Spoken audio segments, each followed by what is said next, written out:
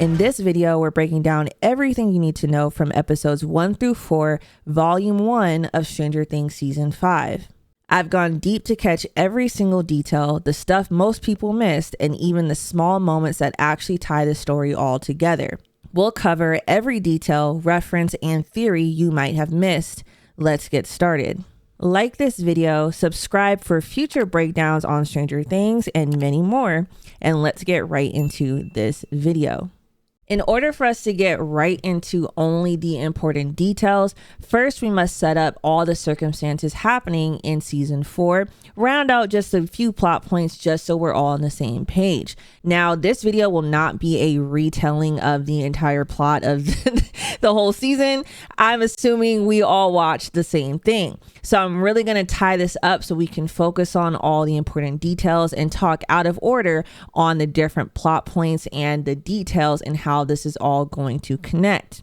Now, if you feel like you have a good grasp on all of the details they've shown in the show, like the details around Holly and the Camazotz Wrinkle in Time references, for example, Will and 11 and all the details within their references, then go ahead and skip to the end of this video where I get right into the actual theories. But if you want a detailed breakdown of their storylines, where we are in Stranger Things, Holly's storyline, and all the details and all the references that add up to what's happening with her character, all the details in 11 that lead up to number 8, and Will, and all the details that lead up to why and how he has powers, feel free to watch this entire video. If not, if you want to skip to the theories on why a wormhole, what is he building, why 12 children, what's going on with Henry, the rolling a 20 theory, and how it leads into what could end up being the end game of this show, that is what the latter half of this video is for. This is a long video, so I do not blame anyone for skipping around, and I hope you guys enjoy. So first, let's catch up on where all of our favorite characters are and what's happening in Hawkins. Where we start off, the Byers and the Wheelers have moved in together after all the events of season 4. Robin, Steve, along with Dustin, Nancy, and Jonathan run the new radio station WSQK. If anyone in the comments knows what this stands for, please let me know. I'm assuming it's probably going to be important, but we know that they call it the Squawk. On the morning squawk, we learn the current state of Hawkins. The town is under martial law and quarantine. The military knows about the Upside Down, as we know from previous seasons. They, for some reason, don't know about Henry. They know about the monsters, but exactly how much the military knows is still a mystery at this point. We do know the military controls the entire right side up part of the gate cracks in Hawkins, the 4 cracks we saw form at the end of season 4 that all meet in the middle, centered around the library. Now, I want to point out that this is the same library where Will was taken to when he was abducted and taken to meet Vecna in the first 6 minutes of this episode in the opening scene. And this is a detail I'll leave for the comments. Why do you guys think the library itself is so important? Is it simply the center of Hawkins, or is there another reason why things seem to keep coming back to the library almost just as much as it comes back to the Creel house and the Hawkins lab? Later, we see a hidden basement in the radio station being used as a base camp by the party, with a map to track movement in the Upside Down. The radio station is also used to communicate to each other about the crawls, with Robin using riddles like the one she broke back in season 3. Now, we'll see throughout the entire first volume that there's a lot of callbacks to a lot of different things that have happened throughout all of Stranger Things, including the fact that the gang is using the old demo dog tunnels to move through Hawkins without being seen. And we know that Hopper is piggybacking on military convoys to enter the Upside Down, and so far they've completed 37. Jane Hopper, aka 11, is considered a missing child because the military is actively searching for her. Hopper has her living off the grid in Hawkins. She's been training all this time to be stronger and more prepared to see Vecna again, though nobody knows where he is or if he's still even alive at this point. We start off with tonight that there's a crawl, but something's different about this one. The military seems to be taking way more equipment and people inside the gate and returning earlier to enter the gate than they previously previously have. We don't know why. Later, we find that the military is also experimenting on upside down creatures in their interdimensional base run by Dr. K, aka Sarah Connor. Now, skipping around a little bit to keep setting things up, Dustin is still representing Hellfire, honoring Eddie's dying wish to help the lost sheep, but he's getting bullied by the people in town who still believe Hellfire is a cult and responsible for everything that's happening in Hawkins. Max remains in the hospital with Lucas playing Running Up That Hill for her on the cassette player as he refuses to give up on her. And the love triangle over Nancy is starting to heat up. Now, in my opinion, this is being set up perfectly for someone to die, which we'll talk about at the end of this video. And Murray is busy smuggling weapons and supplies for the party to use during crawls. Now for the most important storyline, Will hasn't had visions or feelings since we last saw in season 4 finale, when the gates first opened up, until today when he gets a weird feeling and vision in the woods. We quickly see early on that this is related to Holly. Now, Will's power, development, and character arc go hand in hand to build up to the climax of this entire first volume of season 5. And so the action begins. Now the tension ramps up as the first real threat of the season unfolds. As the military cargo is attacked in the Upside Down during the crawl with Hopper inside, Will is connected to the Demogorgon, seeing through the Demogorgon's eyes. That's when the Demogorgon heads to the Wheeler's house. By the end of the episode, it attacks the parents and it takes Holly. This causes Eleven to follow Holly and the Demogorgon into the Upside Down, while the rest of the gang are set up to create their own plans to save Holly and stop whatever is happening. All of this really sets the stage for the bigger season arc. Vecna's plan is in motion, the hive mind is seemingly growing stronger, and the children are at risk. And so now we need to talk about Holly. Holly Wheeler becomes a major new character this season, whose story connects directly to Henry, Will, and the larger Upside Down mysteries. With Holly becoming a main character this season, many parallels appear between her and other characters, especially to season 1. Their ages match, and she's also a nerd. We know that Holly is seeing someone called Mr. Whatsit. Though her family thinks he's imaginary and her teacher thinks she's talking to herself, she tells Mike about Mr. Whatsit, and in the scene he gives her a D&D character, Holly the Heroic, to protect her. But this can also hint at the fact that Holly is now a part of the game. She now has her own D&D character, and this foreshadows the rest of the entire season. Later that night, the Wheelers' parents argue over Holly having issues at school related to the Mr. Whatsit sightings. I also want to point out that rainbows appear all around her room and in her clothes, referencing the rainbow room in my opinion from previous seasons, hinting already that is very special, and they've drawn direct parallels between her and almost every child we've had since season 1. We also see very quickly that Holly is in unhappy circumstances, crying over the fact that her parents feel away and that her dad doesn't know her birthday. All of these circumstances seem to mirror Henry's childhood, hinting that she's different, and also hints that she's much like Will. It is also very important to remember that it is November 3rd. Now, skipping ahead, Holly has been taken into the Upside Down. 11 jumps in to chase her and the Demogorgon, while her parents, who got hurt while she was being taken, are rushed to the hospital. Now, in my opinion, which I've seen a lot of people also agree with this, her father could have died here. He honestly is an expendable character, and with the illusions that they've put out that this season would be darker, I feel like this could have added to that notion, but instead they give him unnecessary plot armor, and both parents seem to survive at this point and get taken to the hospital.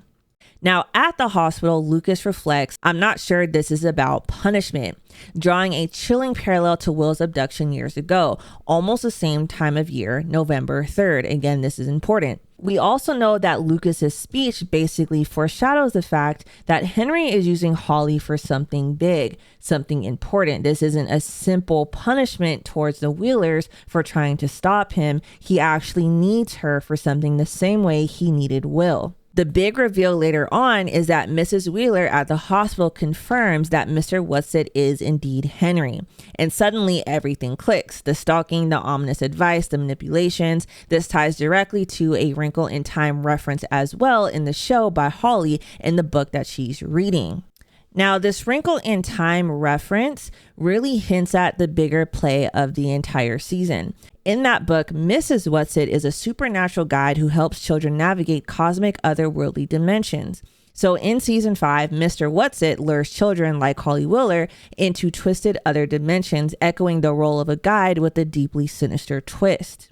Now, when we finally see the visions of Mr. Whatsit, Henry as Mr. Whatsit, we see that Henry is dressed very particularly. He carries a pocket watch and dresses, to me, in my opinion, just like the White Rabbit from Alice in Wonderland. We saw a lot of hints of white rabbits throughout earlier seasons of Stranger Things, but I think this season takes this whole hint to Alice in Wonderland to a new level, which we'll talk about in a little bit. Now, as Henry takes Holly to his home in another dimension, the Creel house, the closing song, Mr. Sandman, again underscores the dreamlike control Henry has over her perception.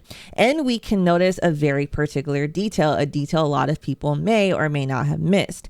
Now, we know that one of Holly's shoes came off at her house when the Demogorgon took her, and another one of her shoes came off on the other side of the wall. 11 finds this later. But we notice something else very important. She still has her shoes on when she walks into the Creel house, meaning that none of this is real. It's a constructed dream space by Henry that he is controlling inside of her mind and inside of his. Inside the Creel house, we see a scene where Holly sits at the dining table with Henry. Now, this hints a lot to how he's in their mind, going around, finding out their favorite things, finding out everything about all the children he's taken. Something we know Henry likes to do. He takes memories from people and they make him stronger. When we see Holly home alone, she dresses in a blue dress that looks exactly like Alice in Wonderland. Now, to me, this kind of builds around the theme we currently have of curiosity, her entering another world, and following clues deeper into a nightmare, but it goes even beyond that. For example, the use of rabbit imagery, obsession with clocks and time, which comes back later, hallucinations, visions, hallucination-driven alternate realities, characters being pulled down a rabbit hole. And this continues to build on a lot of fan theories that suggest the show may even eventually explore time manipulation, time travel. These are all going to be important. As she goes deeper, following the rabbit hole of the Creel house itself, she goes through Henry's old Boy Scout box, putting on one of his scarves and pulls out a telescope. And now for the true Alice in Wonderland type point of her story. Someone knocks on the door, but no one is there. Only a note in the mailbox containing a map and a compass. It instructs Holly to go into the woods and cross to the other side at the location marked rocks. Now, we know Henry told her not to enter the woods. Now, my question is it simply because he knew who was on the other side, or is there more to the woods than even we know? Are there more things in the woods, more maybe of his own dangerous, uncontrolled thoughts and memories inside of these woods? Before entering the woods, Holly uses the telescope. Now, there's a cover that she removes, but this cover has a shape that is going to be important. At the rocks, when she crosses the woods, there's scorpions around the rocks, and this is a direct nod to Nevada, something that if you watch the first shadow, you would know this is where Henry Creel is from, where he moved from before moving to Hawkins. As she uses the telescope, she sees someone and she runs and they chase her, but we find out it's Max. Max is alive, at least in this realm. Max is the one who wrote the note and brought Holly to this cave. Now, for the sake of this video, I'm going to skip over Max's storyline a little bit, just because it's going to make this video way too long, explaining all of her visions, everything that she ran through, and a lot of the details that come with that, as well as particularly most of what she's seen is alluding to a lot of things we're going to get revealed that is based off of the first shadow and Henry's real upbringing and his origin story. In my opinion, I'd rather not spoil anything in this video based off of the first shadow, so I'm going to leave breaking down Max's visions for a separate video. But for what we know, she was in Henry's mind for a period of time, shifting through what were his memories until she eventually started shifting through her own memories related to Vecna. She almost escapes by hearing the song that Lucas is playing at the hospital, but unfortunately does not make it. And then we skip skip to Max running from Vecna, and she runs into this cave. And for some reason, Henry is afraid of this cave, even terrified, and he won't come in. And this is where Max has been hiding this whole time. So again, 3 major details and plot points we need to remember is the fact that this is Arizona, that the telescope has the same shape as the cave, that there's memories of Henry Creel being a child in high school in Hawkins and being the star of a play that happened on November 6th, the same day that Will went missing and the same day that's coming up soon in this season. And for the last thing about Holly, she likens the entire place to Camazotz, A Wrinkle in Time referenced again, and references Henry being it. Camazotz in the book A Wrinkle in Time is a dystopian mind-controlled world under an evil entity's influence. That mirroring suggests that the season 5 Upside Down or Mindscape that they're currently in is intended to be a horror-like version of Camazotz. And according to this parallel, Holly and later what we find out our other children are being drawn to Vecna's realm, and is very much like the children in A Wrinkle in Time being drawn to Camazotz, but it's more of a perverted version of this safe world. So again, many connections and allegories and foreshadowing of what all of this is, which we'll break down at the end of this video. But to jump on ahead, Max confirms that she has a plan to get them both out of here, a plan to escape. Now let's jump back to 11 and Hopper, because this lands directly into the major reveal of this season. 11 and Hopper are in the Upside Down looking for Holly, where they encounter the Wall, a new structure, an enormous, completely impenetrable structure made of living upside down vines. Wherever she is where my powers cannot reach, 11 says. The Wall is avoiding 11's remote viewing, showing just how dangerous Henry may have become at this point, right? The military arrives, instantly using a new device, a high-frequency sound weapon nicknamed Kryptonite later on we find out, built specifically to shut down 11's powers. Now, where are they getting this from is the real question. Where did they learn to use this? Now, in the chaos, Hopper takes a soldier and drags him away as a hostage. This same soldier who earlier peed on the Wall, showing, a level of contempt for it, makes them think that he knows something about it or how it works. But instead, this leads them to a different discovery, the discovery of the lab and something inside of it. They believe they are holding something powerful inside someone like 11, and they fear that it's Vecna. Hopper and 11 break into the lab, fighting the military, and discover that they've had number 8 this whole time. So yes, they did it. They did the fan service and they brought number 8 back. They brought it back from season 2, kind of rounding out, I guess, that storyline and trying to make it all make sense. This also connects to a big theory, the rolling a 20 theory, that connects to the D&D game we saw in season 4. You probably know this theory, but I'm going to talk about it more at the end of this video in the theory section, so be prepared for that. But number 8 being back ties directly into this. But to round out the details of this plot in this season, the military has been experimenting on number 8 for a very long time. We don't know how long. It could have been this whole time. And they've been experimenting on a lot of different things connected to the Upside Down. And they're being able to craft new weapons like this kryptonite that they used against 11, which in my opinion is going to end up coming back around, and they're going to end up using it against Henry.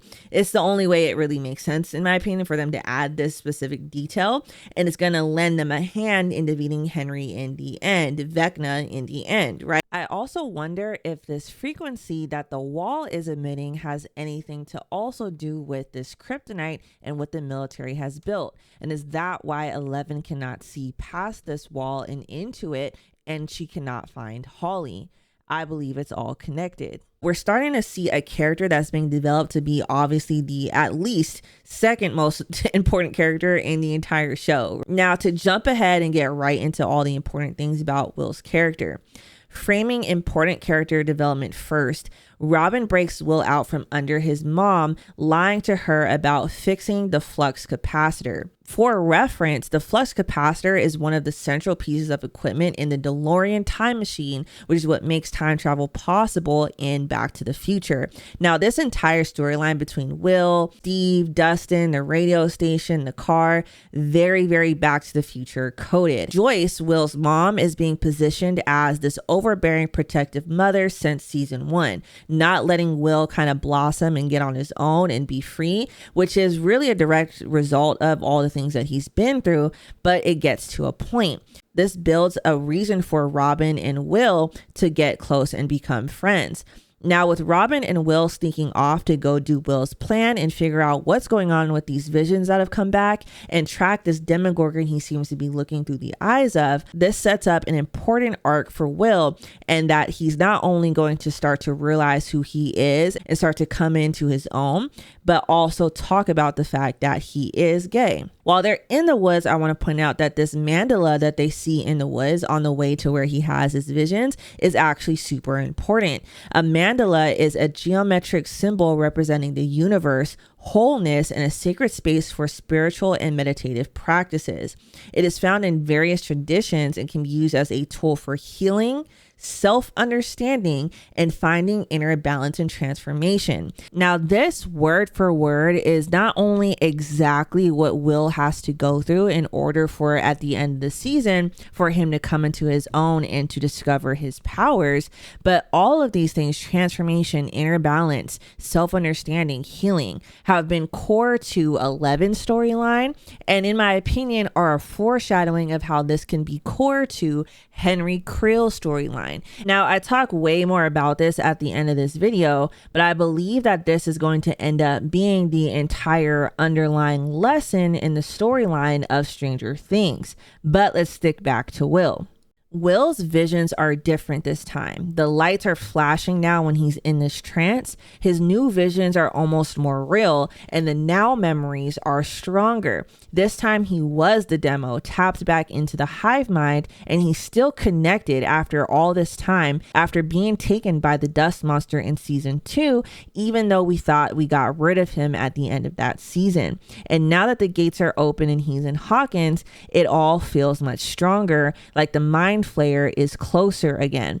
Again, this is all alluding to how everything is getting stronger and how Will's connection is also stronger, exhibiting the fact that he's tapping deeper into the connection of the hive mind. Robin likens Will to a receiver, tapping into the waves of the hive mind, and the closer he gets to it, the closer he is to the source and the stronger the connection becomes. Now, as we continue through the plot, Will puts together that his vision was of kids from the school, that he was seeing from Vecna's perspective as he stalks these victims, and that there will be more kids. We see that Vecna is now acting like a psychic serial killer, but differently than in season 4. In season 4, he stalked victims through nightmares as Vecna, but in this season, he stalks them by appearing as Henry, a friendly, familiar presence kids trust before he traps them in layered illusions.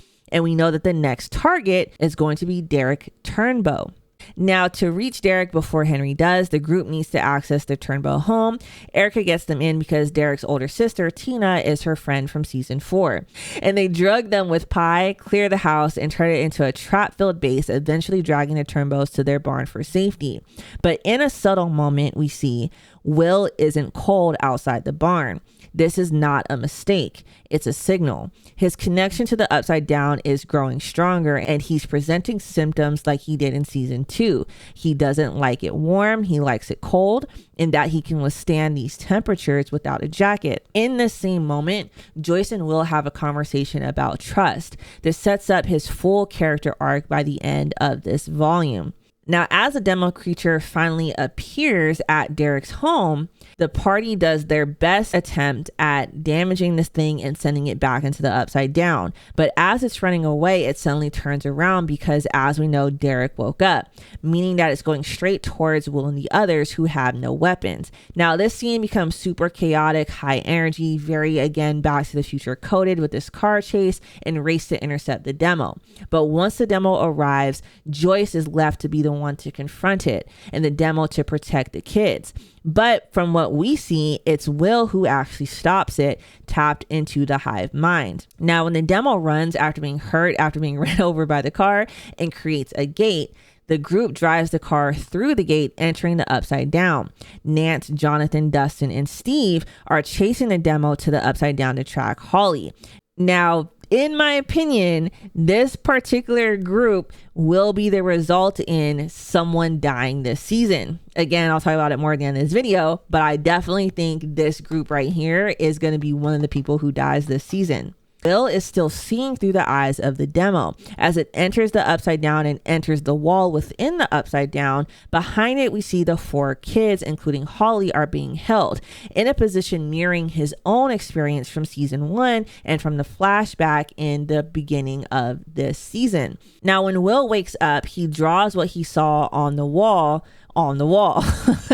This references the wormhole from earlier and confirms 12 children's positions, showing a deliberate pattern that Vecna is building. Now, the shape of what Will is seeing is very clearly referencing a wormhole, similar to the wormhole we saw earlier in the season on the board of the teacher, as well as the fact that the 12 children that need to be taken in order for whatever Vecna is planning, really, in my opinion, references a clock. Clocks are something we know are at the heart of Vecna and his storyline, and we haven't quite gotten revealed how deep it goes and why they are so important, but this lends into the theory of the wormhole, the clock, the 12 children, and more, all things I'm discussing way more in detail again at the end of this video.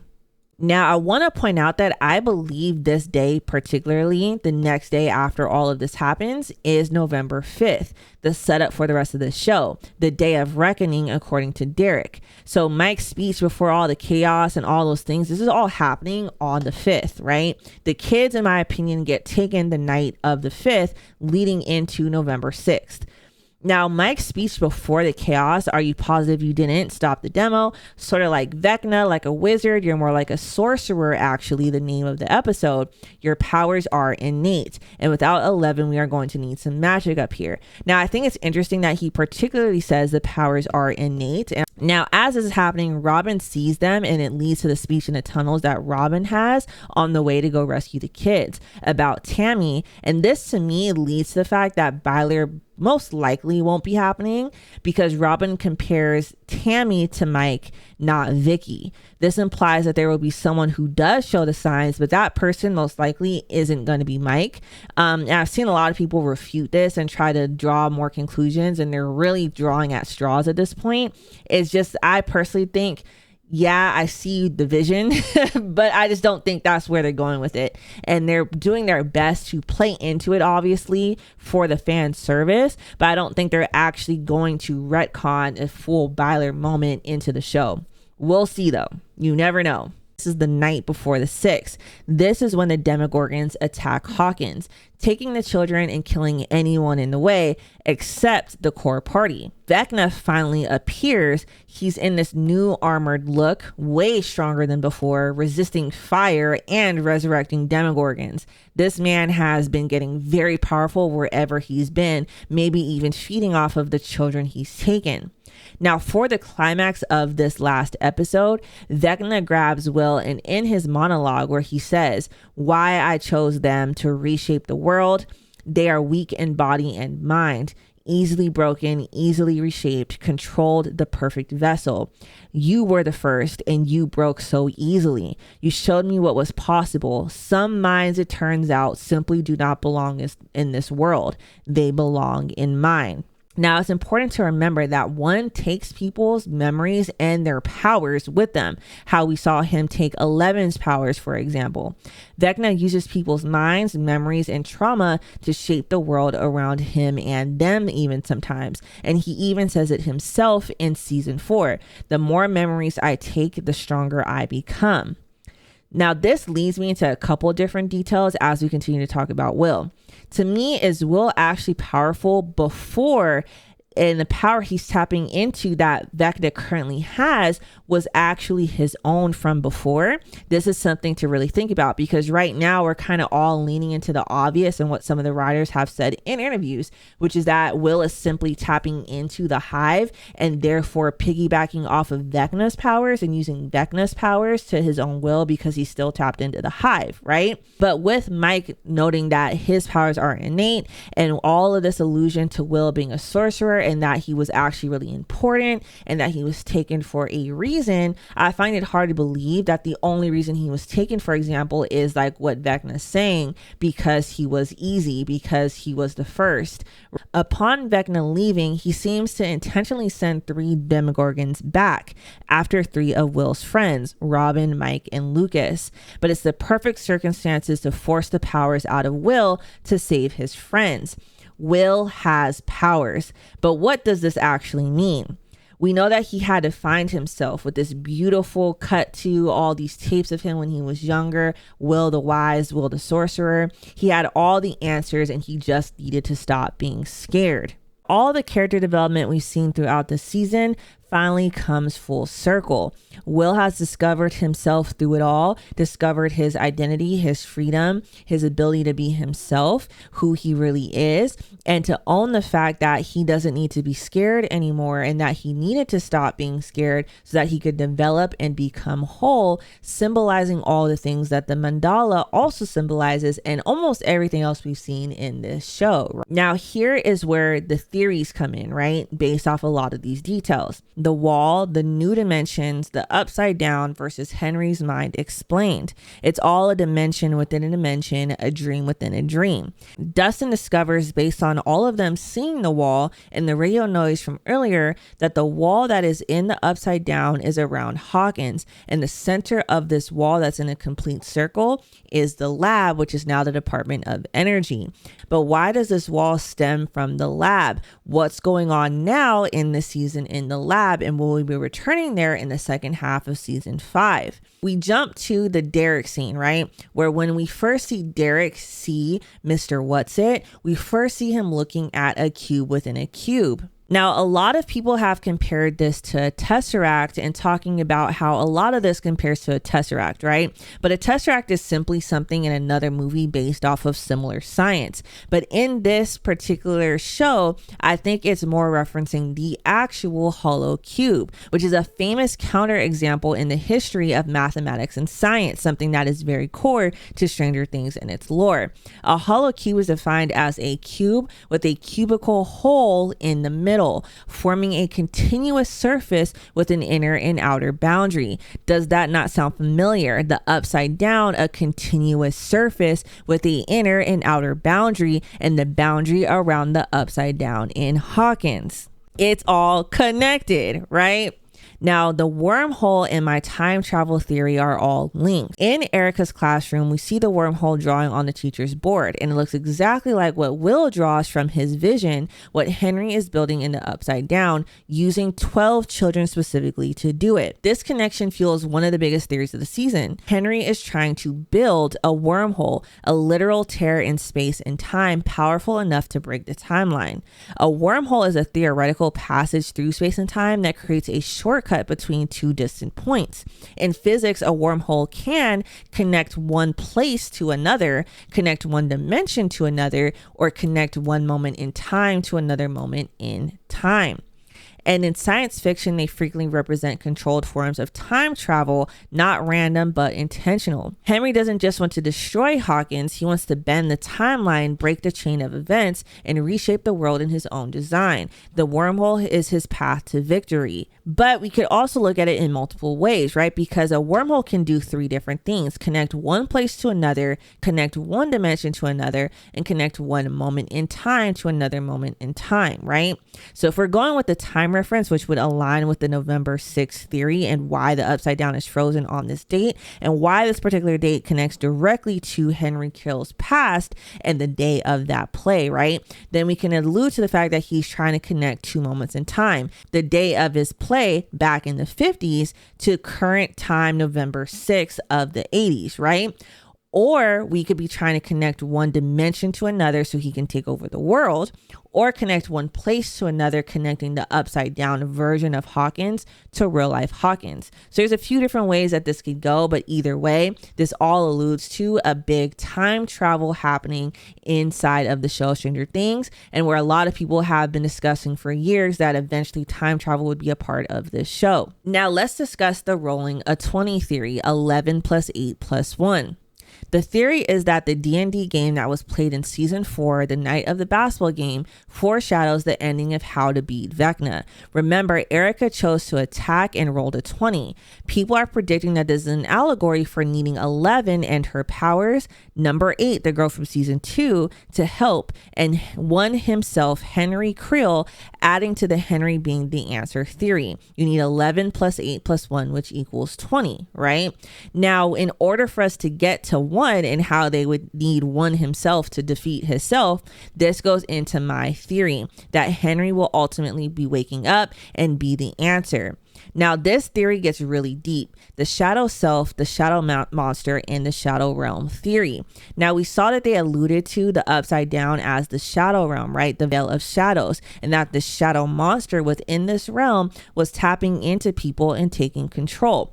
We saw throughout season 4 that Vecna was connecting to people not just through their traumas, but also through their shadow self. Now, a reminder that the shadow self particularly is a psychological concept that represents the hidden, suppressed, or darker parts of a person, the emotions, desires, fears, or traits they don't show the world and often don't even admit to themselves. This is something we saw deeper explored in Max when she was talking to Vecna about how she might have wished that something happened to her brother before something actually did, right? This ties directly into the entire arc of a lot of characters, including 11, Will. And now I'm going to prove how this also connects directly to Henry. Let's jump to some important details from previous seasons, like Henry's monologue from season 4, where he goes to 11 and talks a lot about some dark thoughts. Why do you cry for them, 11, after everything they did to you?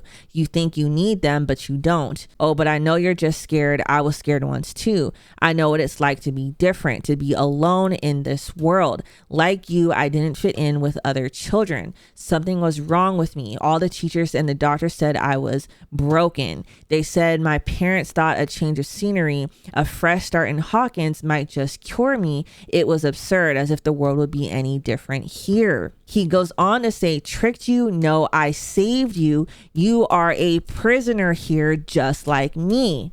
I bring this up because he particularly says 11 is a prisoner at the lab, just like he is a prisoner, right? We see these types of words come back. You're supposed to walk away from this speech knowing that he is lost, right? That he is leaning into the shadow self, that he's becoming dark, he's becoming evil. What he's saying is not true, and that he's feeding into his own trauma and his own thoughts. He's feeding into the shadow self, letting the shadow self win, which I think is no coincidence that all the big monster behind everything is a shadow as well. There's a lot of allusions throughout the rest of the show of the prison of the mind and how the mind is the true prison. Brenner's speech he's talking about in season 4 episode 7 when they're trying to show Elle the past because she needs to overcome her fears of the past to unlock her powers. He says, you speak of monsters, superheroes. That's the stuff of myth and fairy tales. Reality, truth is really so simple. People are not so easily defined. Only by facing all of ourselves, the good and the bad, can we become whole. Didn't we just talk about Will having to become whole to see his powers? 11 had to do the same thing. And now we're seeing more allusions to saving someone and helping them become whole. The door is always open. This place is not a prison. Talking about the lab, but it was Nina, but still, this is, and points to 11's mind. And then the last big one, season 5, episode 4, Max refers to Henry's mind. This place is a prison. To me, this all alludes to the mind and our fears are our only true prisons, and that Henry is currently stuck in his. And the answers to everything so far have been overcoming our fears, becoming whole again.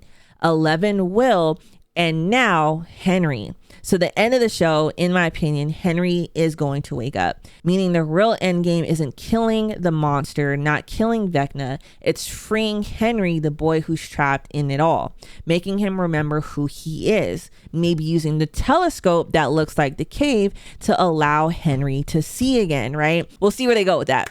But again, I believe this is where everything is going. That's my biggest theory that I'm really happy about, that I hope you guys enjoy. But I hope you guys enjoyed this video, and I'll see you guys in the next one.